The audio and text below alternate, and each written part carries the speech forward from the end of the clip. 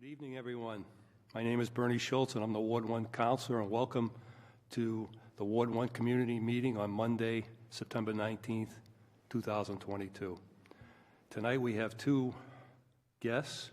We have Mary Jo Bohart, Economic Development Director for the City of Fitchburg, and we also have Natalia Oliver, who is Mayor DiNatale's Chief of Staff. And so we'll probably start with Mary Jo Bohart tonight, and she will give us an update. She was here months ago, so she'll give us an update on what's happening with our economic development picture. Sure, absolutely. Thank you, Mary Jo. So what's great about being able to return, I think I looked in the last time I was here at a Ward 1 meeting was in December, so it's about 9 months ago. And so a few different projects and programs and things have advanced quite a ways since then. And I thought that what I would do is kind of give the audience a refresher of some of the things that have been completed, some of the things that are underway, and also a little bit about ongoing challenges, just so we understand the environment in which we are tackling economic development. And so anyway, one thing I utilized, and you could go to the next slide. Great.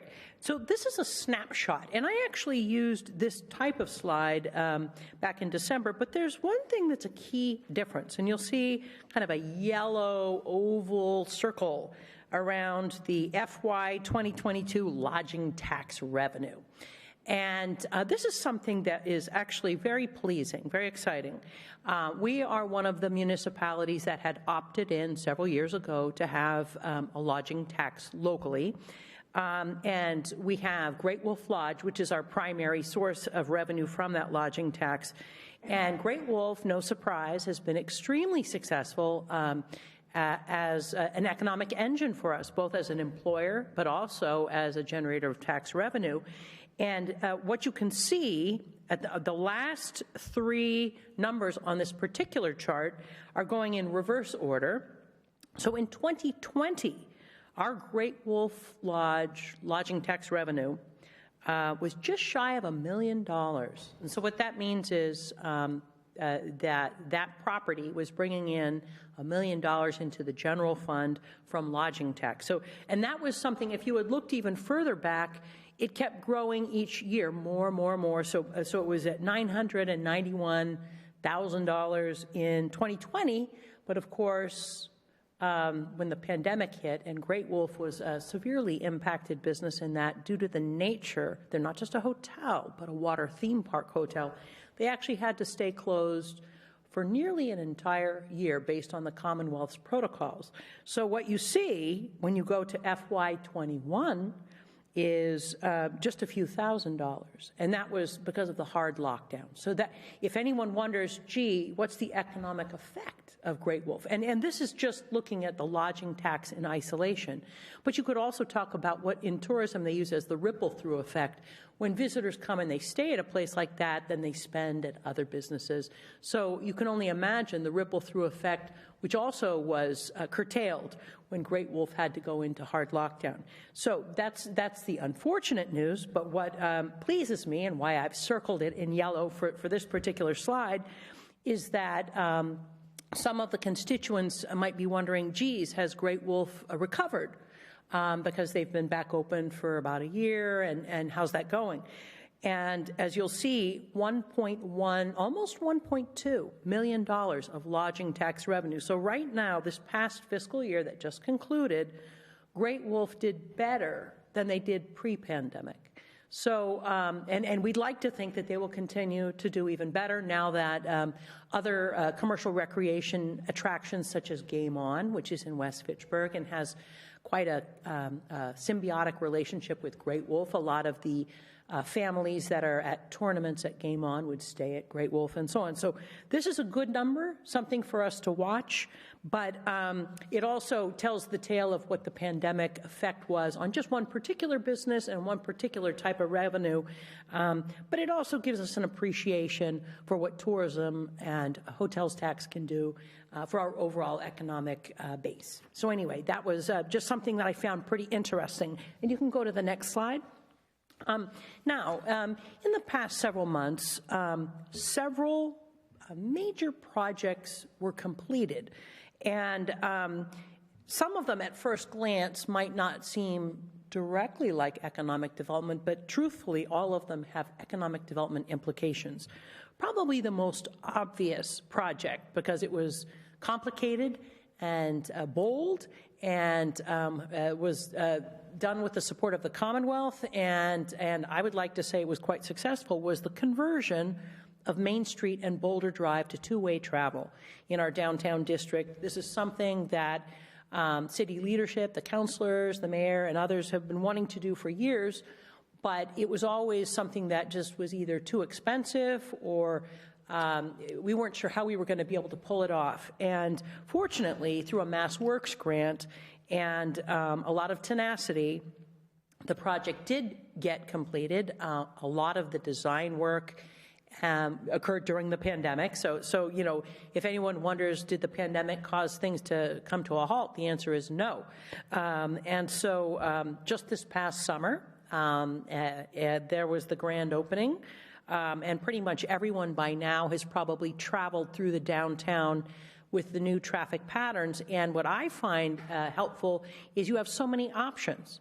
And you could go through the downtown back and forth, multiple different ways. And it gives us a lot of flexibility, which has many advantages. One, and I'm already hearing from businesses who weren't really sure how it was all going to play out. You know, they were a little skeptical. Several businesses have gotten in touch with me, downtown businesses, saying they're getting more customers now, and they feel it's because they used to be on a street where they'd only have people going through east to west, and now they've got them coming from both sides.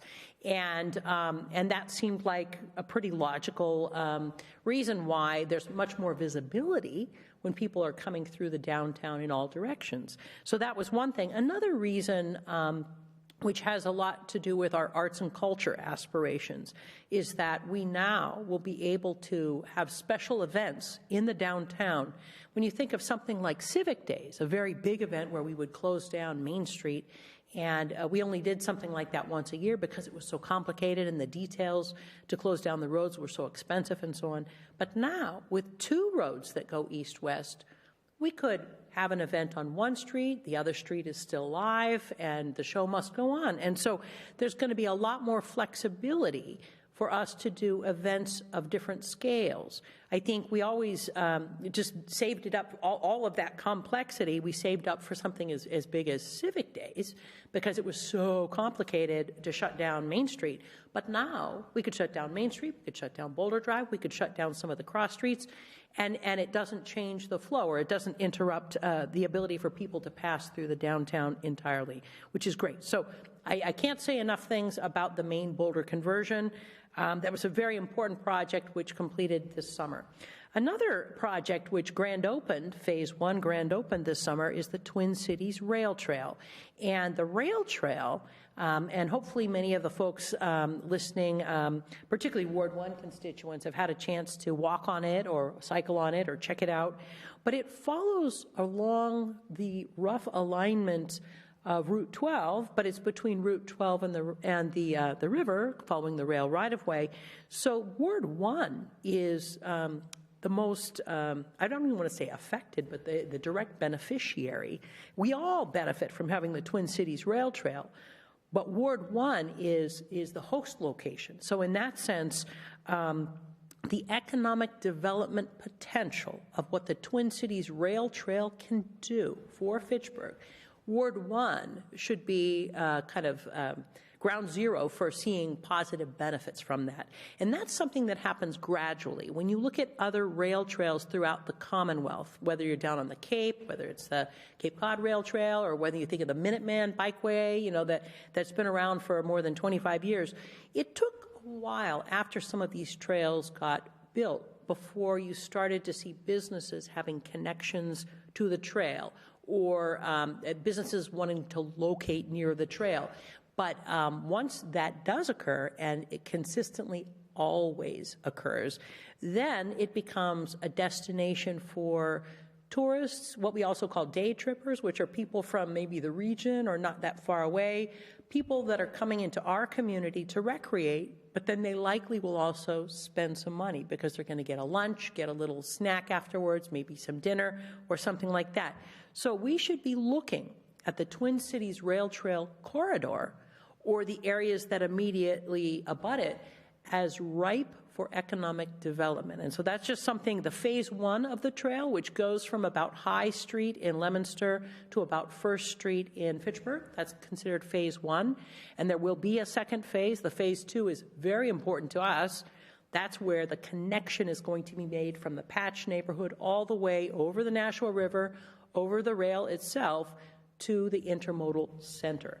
And so I'll talk a little bit more in just a moment on the phase two and some of the advocacy and design work where the citizens can get involved. But Twin Cities Rail Trail, I can't say enough about how important it is that after years and years of advocacy, fundraising, design, acquisition of rights-of-way, we now have a finished phase one section of that trail. Another thing that occurred since I was here last was the Fitchburg Redevelopment Authority completed its major overhaul and update to the Urban Renewal Plan. So there was an Urban Renewal Plan which launched in the year 2000. It was to go through 2020, but 2020, as it was approaching, they realized that they wanted to extend the time frame, the duration, and also the territory that the Urban Renewal Plan covered. So this is now called a 2040 Urban Renewal Plan, and it went through City Council approval in the spring, and one of the there's quite a number of properties in the downtown which are referenced in the plan. It doesn't mean all of them will be acquired, but what it identifies is properties in the downtown which are blighted or underutilized and thus could be acquired. But beyond the downtown, what's most important for the Ward 1 folks is that this newly expanded and extended urban renewal plan now reaches further into Ward 1. Water Street, love Water. Correct. And it's not the full length of it, but it's a sizable amount. And so there's opportunity for Ward 1, working closely with the Redevelopment Authority, to start tackling some of the properties, and I'll reference just a few of them later in my talk, that have been dormant or laying fallow or not in their, falling apart, not being used and that sort of thing. And every single property has a higher and better use. When something is dormant or not in active use, it doesn't mean that it doesn't have value. It just means that there are some challenges, and some of the challenges may not be able to be overcome by the private sector in the current market. Some of them may require intervention by, in this case, the Redevelopment Authority. So it's not that they take over everything immediately, but gradually. And that's, if we think of what occurred in the downtown district from the year 2000 to the year 2020, it did not happen overnight. And some of the long-timers, and we're fortunate to have a couple of counselors here who remember what North Street used to look like long ago, before the Redevelopment Authority did some urban renewal work in the vicinity of Main Street and North Street. So that's just another accomplishment that the Redevelopment Authority has, a state-approved, extended, expanded urban renewal plan that involves not just the downtown district, but the downtown plus parts of Ward 1. And then another thing that occurred in the last year, but there was in June a few added changes that the City Council approved after the Planning Board had also gone through their approvals. And this is the Fitchburg zoning ordinance overhaul. And many of you are aware that the city has gone through a major overhaul, which most of the work was occurring during the pandemic, back in the year 2020 and into 2021. Just because we were in hard lockdown, the work did not stop. But anyway, it's a completely updated zoning ordinance. And the reason that the city went through that process isn't because it was just because it hadn't been done in a long time, but what we wanted was our zoning ordinance to align with some of the goals that were articulated in our economic development strategy. And so the economic development strategy, which was approved by the council in 2018, there were some goals that our old zoning ordinance was going to make it hard to ever achieve. So the fact that we now have an updated zoning ordinance, We have an updated zoning ordinance, and most recently, the most recent slight change, which was done just this past June, was within the downtown district. The new zoning designation was called DB, Downtown Business. We used to call it Central Business District, DB. But even further, it now has an in-town business district surrounded by downtown business. The reason that was even created, so on the zoning map now you'll see IB, which is almost like the core of the downtown, and then surrounded by that is downtown business. This was to facilitate more compact urban housing. We often call it transit-oriented. And so that was one of the reasons that in-town business district was created. It doesn't necessarily change Ward 1 because Ward 1's update occurred as the 2021 work was going on. But I just wanted to call that out because that's something that I think has some economic development implications, which we'll want to continue to follow as time goes on. But it was a lot of work, and now we can at least say that that has been accomplished, and that will enable us to from a land use or a development standpoint, achieve some of the goals that are articulated in the economic development strategy. And one more thing I would be remiss if I didn't mention, it may sound more like a nuts and bolts type of project, but it was important, and many Ward 1 constituents, lived through it and watched it going on. This was what is called a combined sewer overflow, or CSO, infrastructure upgrades that went on in the vicinity of Walnut Street at Water Street. And this is last summer. And many of you remember that construction that was going on. And it was to keep storm water from overflowing into the Nashua River. So this was some storm drain upgrades, which were actually mandatory. And so whenever there's that type of an infrastructure project that goes on, I know that's disruptive for the residents and everyone wishes it would be over. But now that it's completed, it's important to understand that that is something that was absolutely mandatory. It has to do with water quality and the Nashua. And now that that has been taken care of, and you might be wondering, are there other CSO projects yet to occur? And I just double-checked, and yes, the next area to be tackled actually is in the vicinity of the downtown. So because so much of our city follows along the Nashua River, there are different sections that had this challenge. And so anyway, it's good to know that in Ward 1, that Walnut Street at Water Street area had a successful CSO project that got completed. So those are some things that occurred. I also wanted to touch on some of the things, I call them current initiatives that are underway. So you can go Next to slide. I'm sorry, next slide. Yes, sorry about that. Okay. Thank you. And so many of you have heard for quite a few years now about what used to be the B.F. Brown Junior High School, what is now known as the Fitchburg Arts Community, a big, rather bold project, which would be over 60 units of live-work housing for creatives. This is being brought forward by New View Communities, the local nonprofit Community Development Corp. And the reason that it has taken a while to get to the point where they're now ready to start construction is that nearly $30 million had to be assembled by multiple different sources. But the good news is that the project is now fully funded. So this is going to be, it's actually 3 buildings. There's the main B.F. Brown School. There's what we often call the annex, which is a little bit closer to the Longs Joe Middle School. And then there's what was once a stable. And so those 3 buildings act as a campus. And because those 3 buildings are tailored for live-work housing for creatives, these could be people in the fine arts, these could be musicians, photographers, writers, that sort of thing. The fact that that campus is directly next to the Fitchburg Art Museum creates a very special relationship. So the Art Museum is actually a joint partner with New View Communities. And so stay tuned, everybody, but the Fitchburg Arts Community Project is now going to start to show some real progress.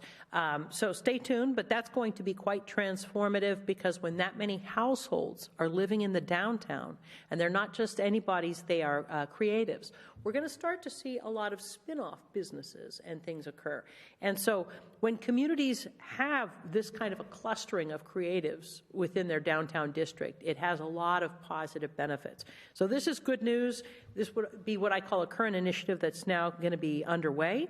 Another one, which many of you are aware of, and fortunately now is getting ready to begin, is Fitchburg Public Library, and a very bold renovation and expansion project, which has been in the design stage, and then, of course, the funding, getting all the funding together and so on. Fortunately, it's a $31.2 million project. The funding is largely from the state, from the city, and also from some of the ARPA funds that the city got from the federal government. So that, as a collective, has been what has enabled this project to now get ready to begin. And one of the first things that the public will experience is that the public library is going to go into a temporary location. In this case, it will be at the Redevelopment Authority's Putnam Place, in the space that once was temporary for the City Hall. And that's going to be particularly helpful because when you think of the general public who uses the library, they're used to it being in a certain spot, and the temporary spot is so close that the transition hopefully won't be too challenging. The plans supposedly will be relocating the library into the temporary space in October, so that's not very far off. And then soon thereafter, final design and construction will probably be happening in the early part of 2023. So stay tuned, but the Fitchburg Public Library project we often refer to as one of the pipeline projects. In economic development and planning, when we speak about the downtown district, there have been several major projects that become a catalyst to a lot of other smaller investments, and this Fitchburg Public Library project is one of those. Another pipeline project directly across the street from where we're seated right now is the Fitchburg Theater Block, and Fitchburg State University has been embarking on several phases of that project, and the latest phase, which is already under construction, is 4 different Main Street storefronts that are going through renovation right now as we speak. They will result in a new restaurant, a gallery space, and then there will be 2 storefronts that will be available for lease. And so talking about activating the street, one of the best ways to activate a street is to get ground level spaces fully tenanted and things. And it's really wonderful to see that the Theater Block project has now advanced to the next phase where that is occurring. So stay tuned on that. We anticipate possibly before the calendar year, and at least one of the storefronts will be occupied, and some of the others soon thereafter. There's a new initiative that was a state designation. It also involves some funding called the Creative Cities Initiative. These were competitively awarded by the Commonwealth to communities that had been transformative development, or TDI communities, and we were one in our downtown. So in this case, the Commonwealth is providing funding. The Fitchburg Art Museum is sort of the lead on this effort, and its goal will be to better define our downtown district as a strong arts and culture identity. And so this is yet another example of where the Commonwealth is supporting the types of things that we seek to bring forward. It's one thing for us to try and tackle things on our own locally, but when the Commonwealth starts to provide funding and other supports to make it possible, we've seen time and time again how our efforts then tend to accelerate. So it's very exciting that Fitchburg downtown was designated a Creative Cities Initiative community, and over the next year you're going to see some of the programming and things that will come out of that. So stay tuned on that. And 2 more things, not in the downtown district and actually not in Ward 1, but they're so important I just have to mention them. Site readiness projects, and this is something that the state agency Mass Development has funded here in Fitchburg on more than one occasion. The first site readiness project was at what we often call the Airport Road Sandpit site, and this is roughly in the section of Airport Road that transitions to Crawford Street, not too far from Wass Arthur's sign. And there's about a 40-acre site. More than half of it is in Fitchburg. Some of it actually is in Lunenburg, but all of it is under the ownership of the Fitchburg Redevelopment Authority, and it's industrially zoned. So through a program that the Commonwealth has called Site Readiness, Mass Development provided the planning and engineering expertise for us to look at the constraints of that site and some of the development scenarios. And that's something that we did over about 2 years. We did 2 different installments of it. And you might wonder, what comes from site readiness? Well, presently, there is a developer, an industrial developer, who is going through, and tomorrow night they're actually coming before the planning board. They plan to build a 350,000 square foot industrial building. It will likely have more than one tenant in it, and it will be on the sandpit site. So they're seeking to acquire the sandpit site. They've negotiated with the redevelopment authority, and now they're having their site plan reviewed for approval by the planning board. So that's a great example where we can have a large tract of industrial land, and that's why the Commonwealth even got involved, was the Commonwealth, through this site readiness program, wants there to be a portfolio throughout the state of different larger tracts of industrial land. So when the Commonwealth is approached by a company that says, I want to move to Massachusetts, the Commonwealth can say, well, we have this site and this site and this site, but some of the sites weren't ready. Either their constraints weren't fully understood or how they might get developed wasn't fully understood. And so the type of funding that the state provided in the case of the sandpit site really helped us to figure out how this site could get developed, and then just because of market forces and timing and things, it wasn't long after that an interested party was interested in buying that site. So that's a good example. We have a second site readiness project which just began, and it's actually over at the airport itself. Many of you might realize that the airport went through an improvement to the primary runway. It was a lengthening and a modernization of the primary runway, and what they used to call a crosswinds runway was abandoned. And this is something that the FAA determined was no longer needed. But the land that the crosswinds runway used to be on, some of it is developable. Now, some of it will have to be for aviation-related economic development, and some won't be possible to be aviation-related based on where it is. It could be non-aviation economic development. So with the site readiness program, once again, working with Mass Development, we've just, and the Airport Commission, we've just embarked on a planning exercise to look at how that land could get used so that it could sort of the highest and best use, respecting what needs to be aviation and taking advantage of what can't be aviation, so that the airport lands which are no longer being used for the active runway could turn into something that could be economically beneficial for the city. So that particular project we just launched a month or so ago, so stay tuned. But this is very exciting, and ultimately we look forward to seeing future development at that vacant land at the airport. So you could go to the next slide. One thing, and I think it's only fair to mention that the context of a lot of this economic development activity, and you hear me talking about it, it's easy to get very excited and things, but I also have to be very realistic. There are some perpetual challenges. So and this is not unique to Fitchburg. We are a city that is oftentimes dealing with what I call disinvestment by absent owners. Not all owners who are absent have disinvestment in their properties, but some. And we have a pattern of behavior where, you know, some of the properties, if the citizens drove by and says, why doesn't somebody do something? So often it's because it's in private ownership and the owner doesn't want to or hasn't or something like that. But each of those vacant properties and sites, there are better uses for it. And so one of the, oftentimes, and we've seen this happen in the downtown, sometimes what really has to happen is somebody else needs to buy it.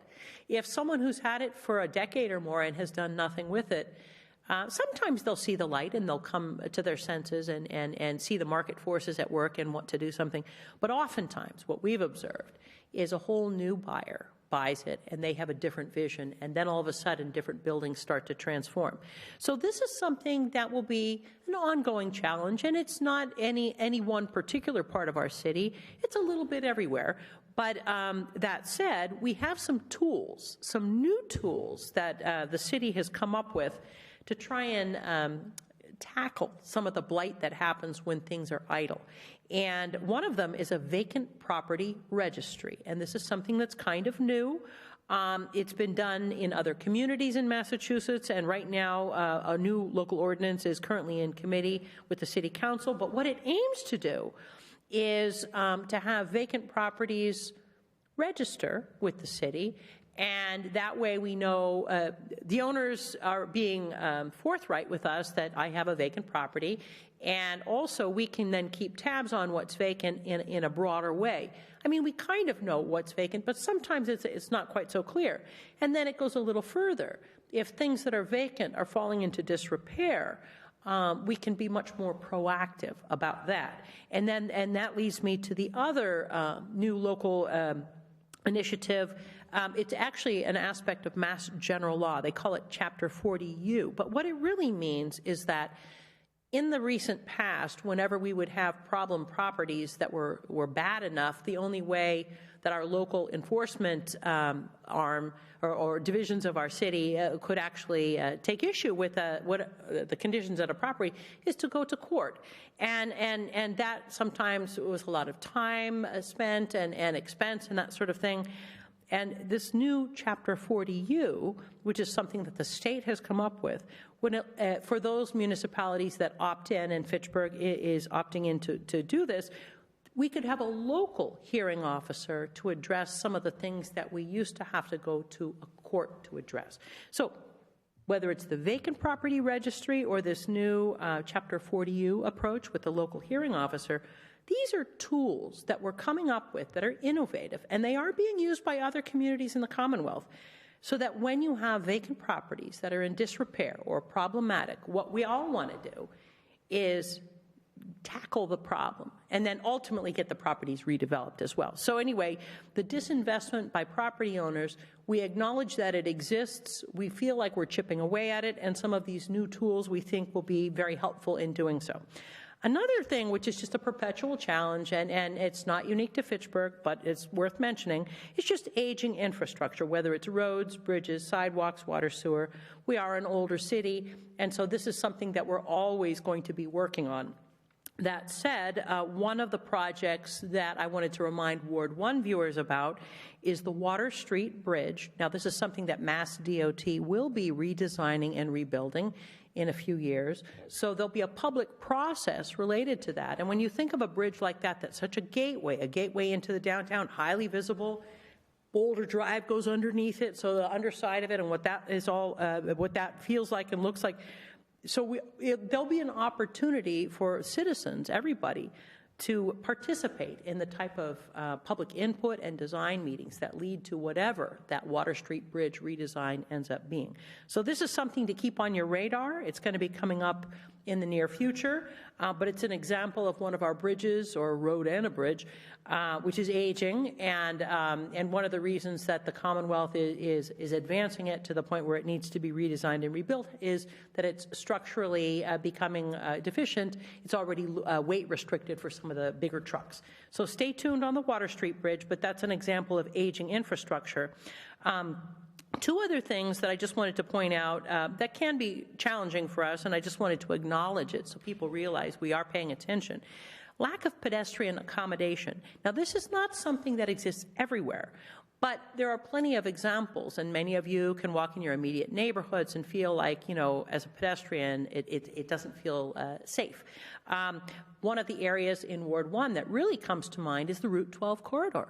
And when you drive along or going back and forth at different times of the day or the night, or tonight's a rainy evening, and when people are standing outside in the curb waiting for the bus to come, for the MART bus, without a structure or anything, it makes you realize it's not a really hospitable environment for pedestrians. And also just the quality of the paved surface for the sidewalks and things. So one thing I can say, just recently, I was speaking with the administrator of MART, and they've received some grant funds, a sizable amount, and they'll be putting in more bus shelter structures in the areas along their routes. And so that process, deciding how many and where, hasn't yet occurred. But one thing for the Ward 1 constituents or the broader community to think about is along routes of MART transit, are there areas where you think there should be structures that aren't? And that's something, some feedback to your ward councilor or to the community at large. But that's something that we should keep in mind because we want good pedestrian accommodation. And then the other thing I wanted to add is that the Region's Planning Commission, it goes by the name of MRPC, Montechusett Regional Planning Commission, they are in the process of finishing up. They got stalled a little bit during the pandemic, but finishing up a Route 12 corridor study for the Fitchburg segment of Route 12. And one of the reasons that that study will be useful to us, it becomes a bit of a baseline so that as we start to position the Route 12 corridor for being maybe a roadway improvement project, and the way that funding comes from the Commonwealth for any of the projects, just like the Maine and Boulder project, is they need to appear on the Transportation Improvement Plan, TIP or TIP. And before we can even get onto something like that plan, we need to have a corridor study so we better understand the existing conditions and what the challenges are. So this Regional Planning Commission is in the process of finishing up that study, and perhaps once it is complete, it might be opportune to either have me come back or maybe have a representative from MRPC come back to this type of a Ward 1 meeting to present some of the findings from it, but the goal, of course, would be better pedestrian accommodation along a very prominent gateway corridor like Route 12. And then last but not least, I have to mention it, there are lingering negative perceptions that the public has, the general public, and a lot of times, in a community like Fitchburg is a great example of this, public safety. And so people might have concerns about public safety, but when you look at the data, and this would be data that is collected and analyzed and captured by the police department, a lot of times people's perceptions of public safety, their fears and things, don't match the actual data. So one thing I would say is that as communities evolve and as they go through a rebirth or a revitalization, it often can take public perception a while to catch up.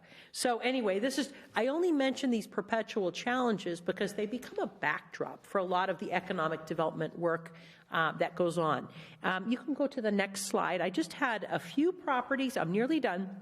I wanted to mention a few properties in Ward 1 which are on the market, and the reason being for sale. The reason I mentioned this is we were talking a little bit about underutilized properties, or in this case, I'll call them Ward 1 properties in transition. But when you drive along Route 12, you'll see quite a few things that are saying for sale, for sale, for sale. And each one of them has a different backstory as to why it's being sold. Some of them represent an opportunity for a completely new use. Some of them have been vacant for a very long time, like the 325 Water Street building. This is the old Giordoni's Furniture building. That's been vacant for nearly 15, 20 years. So that's a long time vacant property that's been on the market. Then you have something like the funeral home at 243 Water. That just closed. That just went onto the market. And that property is in very good shape, both the building and the land. So it will be curious to see. I mentioned one more. It's a smaller property, but 394 Water at the corner of Water and right at the 5th Street Bridge there. This is the former Webster Square Dental Center. That's been vacant for a while, truthfully, but just recently the owners decided to start shopping it. They're shopping it for lease or possibly for sale. Last use of record was medical dental.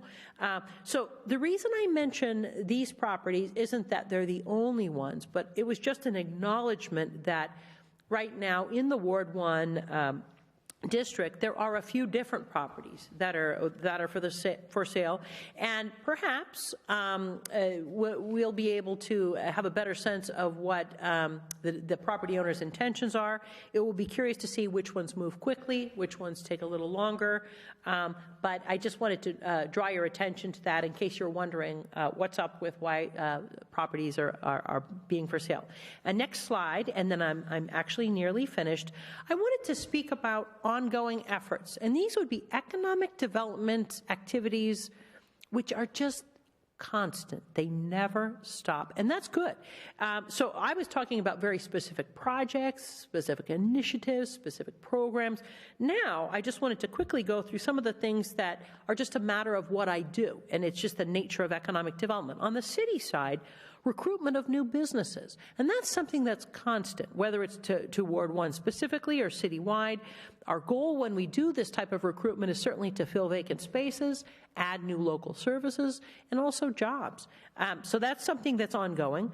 How about retention of existing businesses? And boy, did we get a big dose of this during the pandemic. For the 2.5 years of the pandemic, we were in extremely close contact with many of our small businesses as they went through tremendous economic distress, and what we were trying to do was throw them a lifeline through mini grants and things to keep them viable as we all adapted and pivoted during the worst parts of the lockdown of the pandemic. So retention of existing businesses is always essential. We want to patronize what we have and actually cultivate some tourism spending. So when you talk about visitors, whether it's those visitors going to a place like Great Wolf, or maybe it's the visitors that are coming to ride on the bike path or the rail trail during the day, and then they're going to spend some visitor money to get something to eat. So anyway, retention is very important. Redevelopment of dormant sites, this is ongoing. Ongoing efforts to remove blight. This is something through code compliance and those various tools that I was describing earlier. I would argue that the Twin Cities Rail Trail, although we're very thrilled by Phase 1 grand opening, it's an ongoing effort because it's going to take a fair bit of advocacy by us locally with our state delegation and so on to make sure that that Phase 2 gets funded for design and construction. Only once we have it fully complete is the rail trail going to realize its full potential for us. So that I would call an ongoing effort until we get to the finish line. And then also Route 12 and the physical improvements, possibly being a future TIP project. And when you think of that Route 12 corridor as a gateway, this is going to be an ongoing process for us. So these are things that the city is working on an ongoing basis, but I would argue that constituents could have an ongoing role as well. I would encourage you to attend public meetings, things like the Twin Cities Rail Trail, public design hearings, Water Street Bridge, there'll be public design hearings, urban renewal plan implementation, there'll be public meetings and things like that. So there's lots of opportunities for the local residents to get involved in any or all of the things that are occurring, and I would encourage you to do so. And then when you have ideas or observations, you can share them with city leadership, city staff, in whatever way you choose, whether it's giving us an email, a phone call, whatever, because I think that constituents, when they get engaged in some of the economic development efforts, they feel much more vested. So in closing, I just wanted to remind everybody, and this is something I learned years ago, in economic development, you're never done. And that's not just unique to Fitchburg. This is true with all communities. So you could go visit a community that has maybe a very snappy downtown, or everything looks very tidy and things are in good order, and you think they're all finished, and they're not. The reason is that commercial districts are constantly changing. Consumer trends are constantly changing. So even whether you're a community that's... Slide. Oh, yes, Next I'm sorry. slide. Yes, very last slide. Thank Last you. slide. That last slide. Thank you. So what's important is to never get complacent. And I'm not bothered by the fact that you're never done.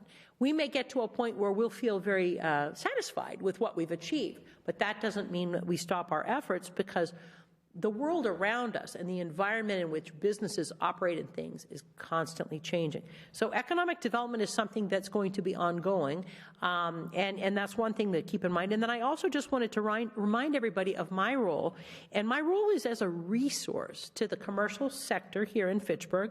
Sometimes that's permitting guidance, helping them through the process. It could be helping with site selection, finding a spot for them to locate their business. It could be what I call business advocacy, or problem solving, that they have to solve something that's affecting their business, or recruitment and retention. So those are some of the themes of kind of my ongoing work. And like I said, you're never done. So anyway, I hope that that was helpful. Very helpful, Mary Jo. Thank you. Does anybody have any questions? The first thing is your comment on the Water Street Walnut Yes. separation is incorrect. It's to keep the storm water from going into the sewer to overflow the sewer, not to keep the storm water out of the Nashua River. It's to keep the sewer water I from misspoke, overflowing. and you are correct.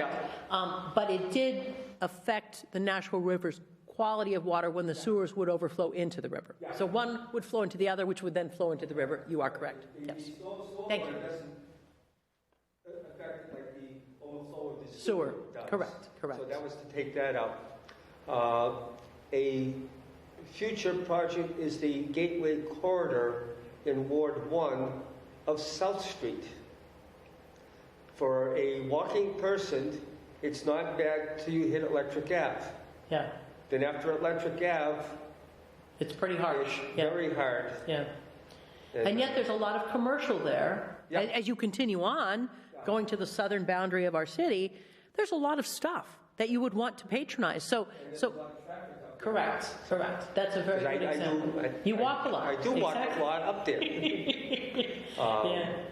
And yes, speaking of the C-click fix again, that I am a good You're a good user of that. Yeah. is I have to complain to them about closing issues that aren't closed. The crosswalk painting at Charles Street and Pine Street on South Street are very, very faded. And I've got to, as of today, I got a notice that it was closed and finished. And I walked down that way and they weren't done. Well, you know what? Sometimes citizens are our best eyes and ears. Yeah. So thank you. And what we'll do is we'll follow up with DPW to make sure we find out the status of that. And in Ward 5 at Rollstone Church, we finally got the yellow 5-foot section from the parking lot has finally been repainted. We got through the proper channels to get it done. Excellent. Because that is one of the businesses that we worked hard to keep going during COVID was Finicky Fork. Oh, yeah. And delivery trucks coming in there, and cars tend to park right by the exit there, and they have a problem maneuvering out. And as long as it's marked, then Then that's, get done. yeah, exactly. Yeah. And also we're trying to work with the 2 theater groups in downtown to keep them going, and grants and whatnot. With new players and CDBG, Community Block there. We've got funding to get the handicapped elevator redone because it can no longer be repaired, to get that done. And that's in process to being done. And we're working with the city and the ARPA, trying to get funding so we can get that more done and that to bring that downtown. I'm glad you mentioned the 2 theater groups, because when we talk about the Creative Cities Initiative, if there was ever a time for us to really capitalize on having that designation by the Commonwealth, and how can we parlay that into some support for long-time existing cultural entities like what you've just mentioned, the time would be now. Yeah, definitely. Okay, we have a question over there. Thank you, Hal. On the first page, I saw up there in 2019, the average wage in Pittsburgh was $57,000, am I correct? Yeah, do you know exactly what it is today at year 2022? Well, you know, I didn't have a fresh figure, or I would have updated it, and I didn't want to update it with something that wasn't totally researched. So right now, this is a 2019. They're probably, because the 2020 census came up after that, we probably now have an updated figure. And what I'll do is I will get that to you. I don't have it handy. Yeah. What I read in the paper, that we're giving out big raises and people were going to pay more money because of the pandemic and they can't keep employees. So they were paying a lot more money. Even McDonald's is paying more money. The other thing I want to ask you is about your site readiness plan. Yes. Down that where the redevelopment authority That building they're going to build on there, they're going to build it on the Fitchburg side, or are they going to take it on the Lunenburg side, where they get the taxes and we get the parking lot? You're already ahead. Your thinking is correct. We were very careful to advocate that the commercial development, the building itself, occurred on the Fitchburg side. Is there any plan for us to try to get that additional land from Lunenburg and swap land somewhere? Well, you know, the one thing, I can't speak to the legalities of what it would take to basically alter the boundaries of two different municipalities. That's really what it would come down to. And some of the viewers might be wondering, how on earth do we own, land in another community? But it goes back to a time when that particular site had a water treatment plant on it. And you probably know the history far better than me. And so, we do have a few instances. We have an instance also in our western boundary where there's something that we own that is in another community too. Yes, exactly. Exactly. What we can do is certainly look into what it would take for the Lunenburg portion of the sandpit site to become part of Fitchburg. But with regards to this particular economic development proposal, the site plan that's being brought forward, the real tax-based improvement, the building itself, is actually on the Fitchburg side. So in that sense, it wouldn't greatly change what we would get from this particular project. But it was something that was mentioned. So you're not the only one to be wondering about what it would take. But if you think about it, these are the legal boundaries of the municipalities, and I'm not sure how frequently municipalities change their boundaries. But for many years at the airport and waste treatment plant down there in Fitchburg and Leominster to get it straightened out. Right. All right, that's my final question. Sure. Is there a timeline for phase 2 of the rail trail? Well, it's a hot button question, and I don't want to misspeak. I know that the goal is for right now, phase 2 of the rail trail is what they often call 25% design. So when you think about percentages, we're about a quarter of the way through the design process for this phase 2 of the rail trail. And the lion's share of what phase 2 will be is the bridge structure over the Nashua River, over the rail right-of-way itself, which will then land on the other side near the terminus will be at the intermodal. So the design of that bridge structure is a huge part of the phase 2 design. And we anticipate that right now the city is working with Mass DOT to try and advance that design to 50%, which would be the next stage of design, kind of getting it closer. We were, some of you will recall, we had hoped originally the whole rail trail would have been completed at the same time, but unfortunately, for a variety of reasons, it had to be done in 2 phases, and largely it's because of this bridge connection and how it will be designed and then what it will cost and all of that. So I would say certainly in maybe not quite as active between now and calendar year end, but in early 2023, we anticipate some public, they call them hearings, but it's actually a public design process where the public has a chance to speak up. And we went through this with phase 1, and we'll be going through this with phase 2. So 2023 will be a very active year with regards to the rail trail. Unfortunately, right now, it's premature for us to speculate as to when phase 2 would begin construction. Okay, thank you, Mary Jo.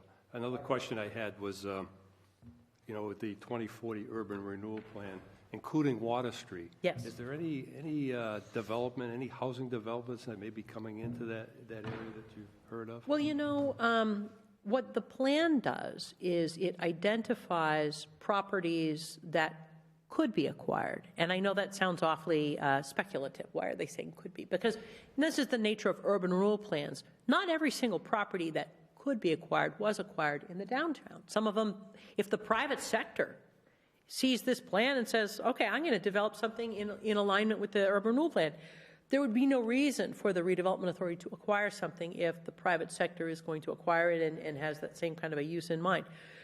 So I think that there's a great potential for some residential development, or even what we often call mixed use. And mixed use means residential with commercial together. It could be commercial on the ground level, residential up above, or, kind of a combination. And some of the larger properties along the Water Street corridor, those that are either in transition or could go into transition, I would suspect that they will be mixed use. We're probably not going to see something be 100% commercial, although it could happen. So the potential for us to have discussions, or even we could do some sort of a workshop on, what do the citizens think about that corridor? And that's something where it wouldn't be just the city staff by ourselves. We'd probably pull in, obviously, the redevelopment authority and get them involved too, and maybe some of the constituents in the immediate area to have that kind of conversation. And so what I should explain is that urban renewal plans, and the reason they have such a long time frame, they tend to be 20 years in duration. And the reason why is that the type of change that occurs through urban renewal plans is gradual. And so that doesn't mean we can't start and say, of all the properties that are in dormancy or in lesser use, it might be interesting to find out what ones are the priorities to the citizens. Which ones are the ones that people feel should be tackled first. The ones that bother them the most, the ones that are the most blighting. And that type of a discussion might be very useful. Yeah. On your projects on Main Street, you've got the Opera Building is in process. You've got the corner of Pritchard and Main Street building is in process.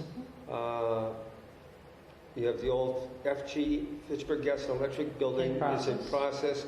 And further up Main Street, next to Workers' Credit, Yes. that building's in process. Correct. They are all being actively worked on. By the private sector. Yeah. Yes, yes. And the project on Day and Main is still on hold, and the one on Cherry Street, North and Snow Street. Similar, yes. Yeah. All that has been done is Cherry Street has been blocked off, Right. which makes it harder for our constituents to get to Rollstone Church. Correct. So, but that's other wards and things. So there's. But that's a great on example.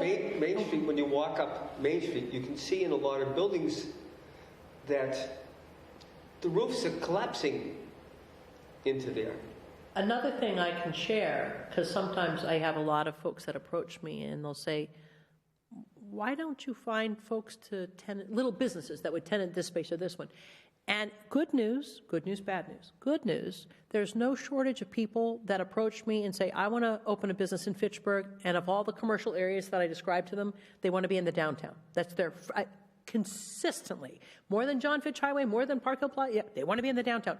The challenge is that the quality of some of the spaces that are available or dormant can be in a deteriorated state to the point where a tenant is not going to do those remedial repairs. So that's where it becomes more challenging, and we end up working either with the existing property owner, or if an investor, new owner, is to buy it, then all of a sudden it's a bit of a game changer. Problem where the landlord shut off Yes. the heat up above, and it froze, That's and then right. dropped the ceiling in on them. So, And that's a long-time business that was in that space for 30 years. Yeah. Yeah.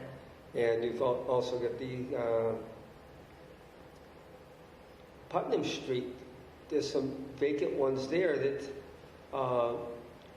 I know Putnam Bowling Lanes is above them, so that is shouldn't have a problem with the water coming in there, but they've been vacant for quite a while there on Putnam Street, and they've got the parking garage right next to Exactly. them. That's a very important building, but there are some reasons that we have to work through, either with the current owner or maybe it's with a future owner, because whenever something is, Codes. yeah, yes. Yep. Thank you, Mary Jo. Uh-huh.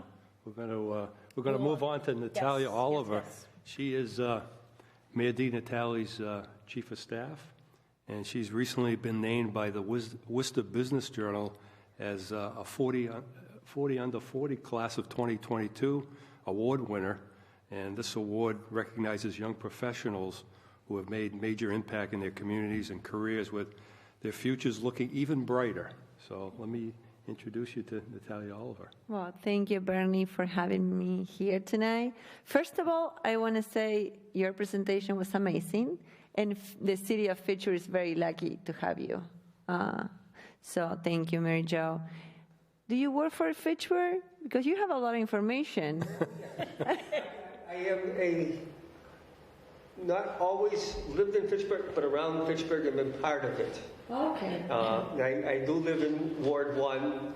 I just moved and bought a house in Ward 1. But I had a stroke 5.5 years ago. So I am a streetwalker. So I am very concerned with the quality of the sidewalks and streets down here. And I work on the corner of Putnam Street and Boulder Drive at Viola Fitchburg Tire. Oh, that's amazing. So I'm involved with Goldstone Church, which is on the corner of Snow and Main. Stratton Players has the building next to the Fay Club, which is actually listed at 177 Boulder Drive. And New Players Theater Guild is up at 15 Rollstone Street. So that's my... Wow. I'm very interested in downtown Fitchburg. Well, yeah, I can tell. Yeah, but that's great, right? What is your name? Al Smith. Officially Harold R. Smith, Jr. Nice to meet you. Yeah. My father grew up in Fitchburg, and I have grown up in Fitchburg, and this is coming up as the 50th high school reunion coming up on October 7th Wow, for the class of 1972. that's amazing. His sister Sharon was in my class. Really? Yes. Small world. Yeah. So, Natalia, would you like to tell us some of the projects you're working on, some of the things, responsibilities that you have as chief of staff? Do you have time? We have some time. We have some time. The list is long. So, yes, well, I'm the chief of staff for Mayor Di Natale. I started working for him back in November, so I'm brand new to this position, learning day by day, but we have a great team.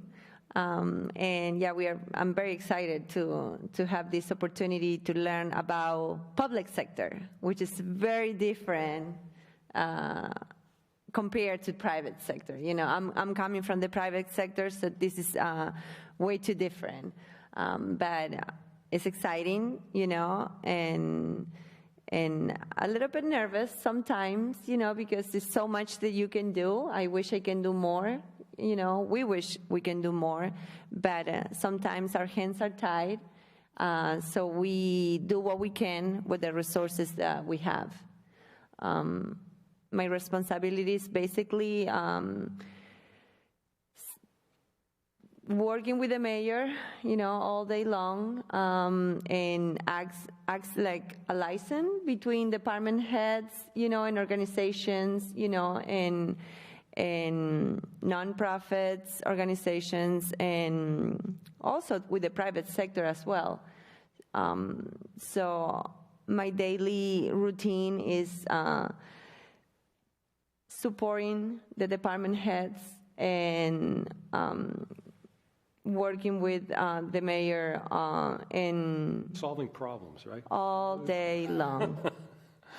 It's a challenging position, but at the end of the day, I feel lucky to actually help people who really need support sometimes, you know. We have a lot of residents here in Fitchburg that sometimes they need support, and calling the mayor's office because sometimes the last chance, you know, and they're looking for help. So we are lucky enough to have those resources, you know, even if we don't have an answer at that moment, we try to help them as much as we can. Here in Ward 1, 24 Maple Street, which was a very devastating home fire. 34. 24 Maple Street, It's not 34? or 30, maybe it's 34. Maybe it's 30. Yeah. Okay. But it was, Yeah, that Total. was like what, a week ago? yeah, Yeah. a week ago Sunday. Yes, yes.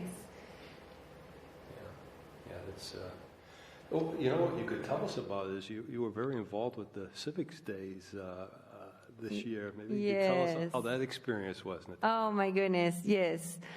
What experience. Yes, people that doesn't have any idea what it goes behind Civic Days.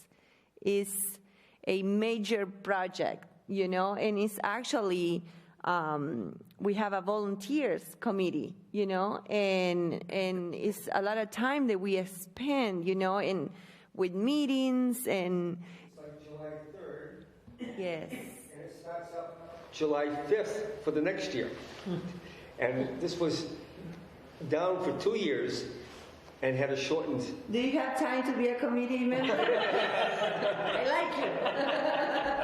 I like you already. I'm in charge of the 01420 sign that's on Boulder Drive. Okay, so That's give me your sculpture. phone number and email, okay, and I will call you. So yes, I believe that, I mean, the feedback was awesome. It was amazing, you know? When I see pictures from other years, you know, and compared to this one, it's like, it's very similar, but we actually, I was new, but I heard from committee members, they are looking, every year, looking to do something new, you know, and try to, we see the differences in culture in Fitchburg, right? We have different, I'm Spanish, and we have a lot of Spanish community here in Fitchburg. So we try to, little by little, not only Spanish, we have many other cultures, but we try to, you know, think and have more events, you know. Appeal to all the cultures. Appeal Yes, to all the cultures. that's what we All want. ages, too, yeah. Totally, you know. And people told me, I didn't have the time and I didn't know that this band is here because I was listening to this one over there. You know, it's huge, you know, but I mean, all day long, you know, with us, with the event, and feedback is welcome. We are in the process to start for 2023. So it is a big project, but we are always welcome for feedback, you know, and what we can do better. There was a book many years ago that is around the world in Fitchburg because of all the different cultures. Do you have that book? It's at the Historical Society. Oh, I have a okay. copy of it. My parents had had I it. would love to. Yeah. I would love to see It's the it. second, the first How do you one call was it? Around the world? Yeah, the first book was The City and the River, and the second book was Around the World in Fitchburg. Yeah, you'd love the Around the World. Okay, Because, I would love Fitchburg has a large Hmong population, which we are one of the areas.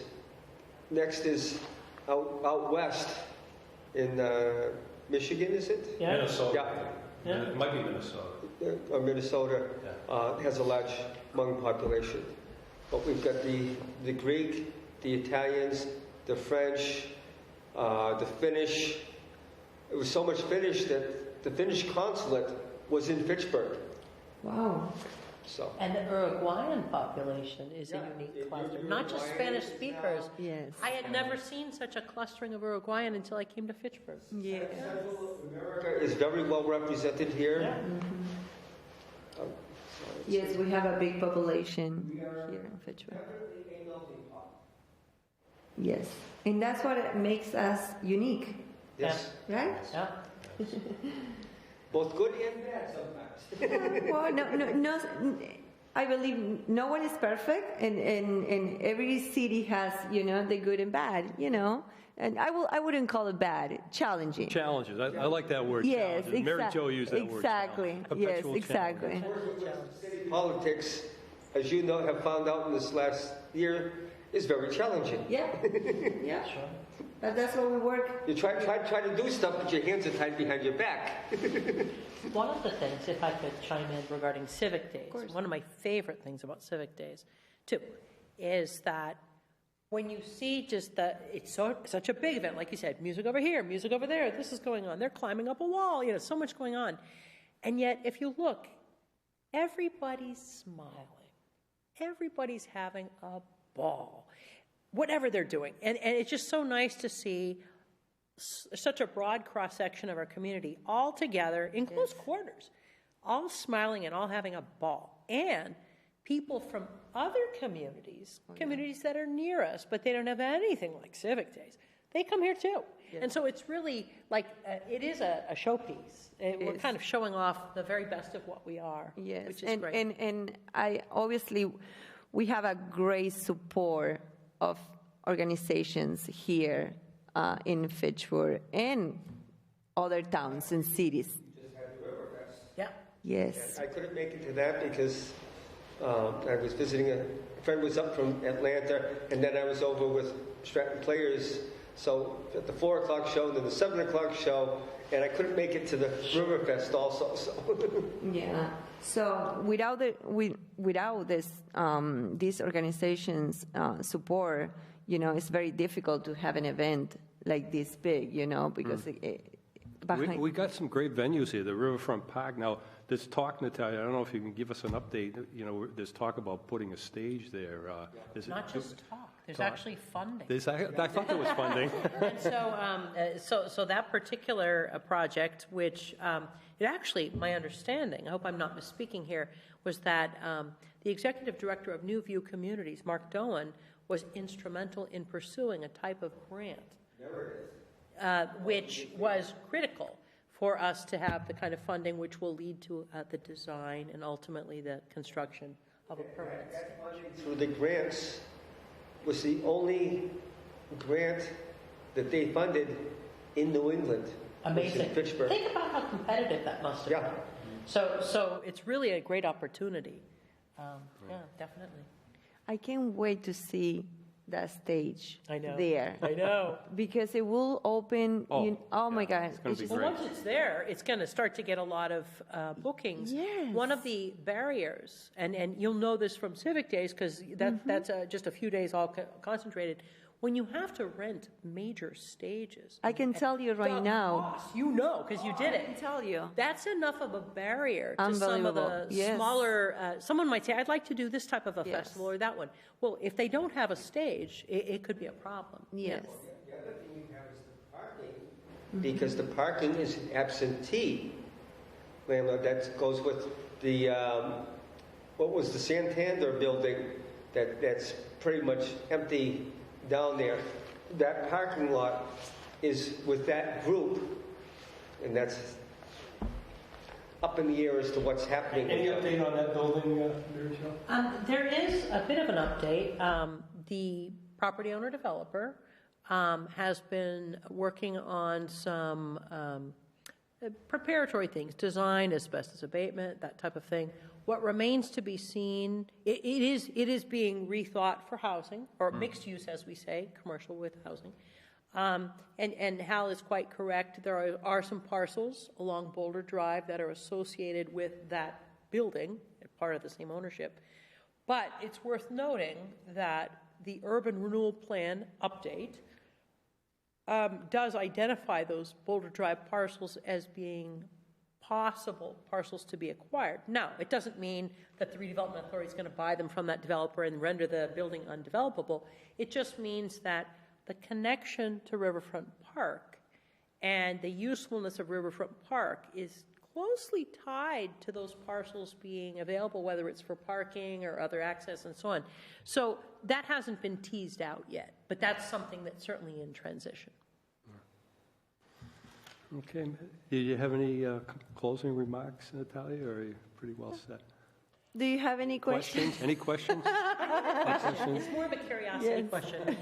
Is there a certain type of inquiry that's the most common? And I know that the mayor's office gets all kinds of inquiries, but is there something that's just a more typical thing that people reach out to the mayor's office for? Or is it so... You're very smart. Well, we all know that we have a lot of residents in Fitchburg. They are questioning what is going on with the streets and the paving process, and and sometimes it takes time to get it done. Not only Fitchburg. It is not only Fitchburg. You get it, yes. It's all over Massachusetts. Yes, so, is. yes, yeah. And especially the last winter that we have here was brutal because there was a lot of rain and cold. It was icy, you know. So the shrink. Yes, it was really brutal. But yes, I will say the phone Roadway calls, related inquiries? Yes, yes, I will say that is the most popular. Let's put it that way. I know that both Main Street and Boulder Drive are holding off because they're trying to get infrastructure of getting a new water main down Boulder Drive. And once they get that in, then they can work on the old water mains that are on Main Street. So you don't want to redo the roads and tear it up again right away. It's going to be connecting streets too, Yeah. of course. Yeah. Connecting streets too. Okay, thank you very much, Natalia. No. Appreciate you coming and sharing your perspective. Thank you, Bernie, so much. And I just want to, if you let me, I will say, clear the air with some residents. It brought to my attention that I made a mistake. Back in February, I was here, and I took a picture, and I didn't put my mask on, and it was like less than 5 seconds. But I put that picture on social media, and it brought to my attention that some residents were concerned about it because we were in COVID restrictions. And I just want to tell everyone that that was a mistake, and we're all human beings, you know, we make mistakes. We're learning, yes. I was new, I didn't know, so I apologize. But I just want to make it clear that no one has been fined $300 for not wearing a mask in a municipal building. Okay, so no, this is in general, and I just want to make sure that the people out there know that no one in the past has been charged fine, you know, any money, not just only me, because I was here and of either my title or where I work, but any other resident, you know, and it happened in the past. No one has been charged. So I just want to make it clear, you know, and so we can move on. And We're all human beings. We make mistakes. from time yes, to we do, and we learn. Police has said that he's not interested in finding people immediately, trying to correct the situation and move on. If the situation doesn't get corrected, then he'll be considering fines. Yes, exactly. Education. If it makes you feel any better, Natalia, we've all learned so much over, 2.5 years, almost 3 years of navigating the pandemic and the business community. And these are little businesses, some of them. There was a lot for them to learn. Talk about, you know, an individual with a mistake. You know, a lot of businesses, you know, had to navigate not just what was being required by the state or local health authorities, but when things started to open up and then things were getting more flexible, and yet some customers might be upset and so on. So you know what? I think a lot of people mean to do their very best, and all of us have learned something. Yes. So you're not alone. You're not alone. Thank you, Natalia. Of course. Riverfront Park, pre-pandemic, the last thing that we had there that I had worked with them was the Leap Year Light Festival for Saturday, February 29th. We had with New View and a whole bunch of other groups. The 29th was the coldest day of the year. We had over 300 people there for the light sculptures we had there. But we had worked with so many different committees and things, parks and everything to get it to happen. And it happened, and then everything shut down. And it was a good thing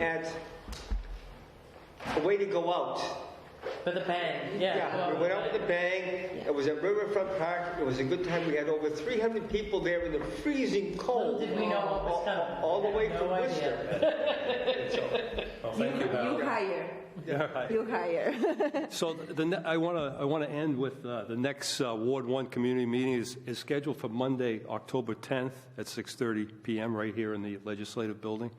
And City Councilors Paul Boschman and Anthony Zarella will make a presentation on options. We talked about streets, right? Okay. On options for funding road paving, including the road use fee that they recently proposed. And then yes, it's Columbus Day. So we're hoping. Native American Day. Yeah, Native American Day. Indigenous Day, yes. Yes. So they're going to answer questions following the presentation. So I just want to mention, October 10th is the next Ward 1 community meeting. So thank you very much for coming and viewing our presentation. Thank you. Thank Good you. night, everyone. Thank you. Good night.